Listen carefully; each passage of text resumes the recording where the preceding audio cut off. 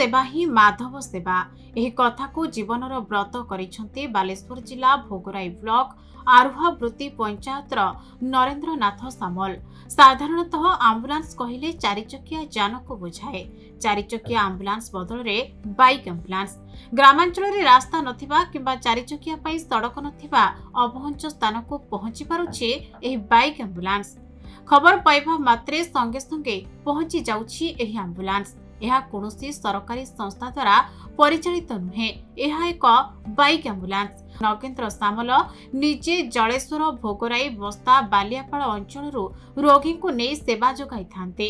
Shop कामुड़ा ठारू आरंभ करी प्रसूति पर्यंत समस्त को सेवा जोगाउछन्ते नगेन्द्र सामल। नगेन्द्र नाथ भारतीय रेडक्रॉस सोसाइटी एसडीआईएफ केंद्रीय नागरिक सुरक्षा बाहिनी रे कार्यरत करने सहित बहु अनुष्ठान रे निजको नियोजित करिसेंते।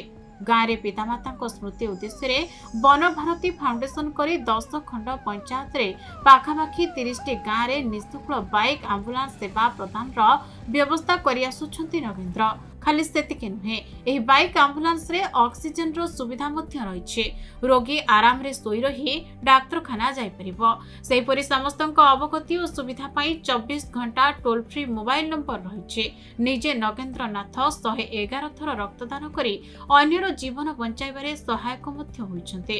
रक्तदान रे विरल प्रतित्व। निजर समस्त अंगदान पाई स्वीकृति पत्र प्रदान करबा सह अंगदान सचेतनता कार्यक्रम मध्य अंचल रे जारी रखुछन्ति नगेन्द्र। एटा होची ग्रामांचल रे रास्ता भितर भी बहुत ये थाए। वर्षा दिनिया रे जो किछि जदी वर्षा दिनिया रे काहाको साप कामुड़िला कि माने प्रसूति महिला से माने गाँ भितरु 108 रास्ता पाखु से मन को आनी कि छाड़ीबा से पई एटा बहुत उपयुक्त। तिरे सुविधा आपनकर जने पेशेंट सुई पारिबो एवं ऑक्सीजन मध्य जदि से पेशेंट को ऑक्सीजन दरकार हुए ताले ऑक्सीजन मध्य सुविधा रही और फास्ट एड मध्य सुविधा रही।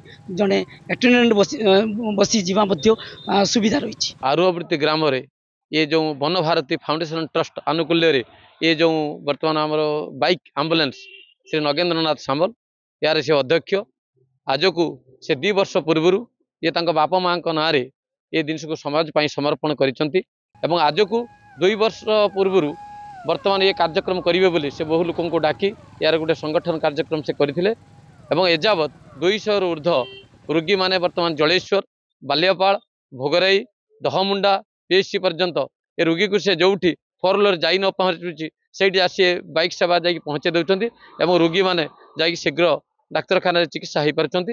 ए संपूर्ण सुविधा सुजोग रही संपूर्ण मागणार से त्याग कर। जलेश्वर चिन्मय कुमार दास को रिपोर्ट खबर ओडिशा।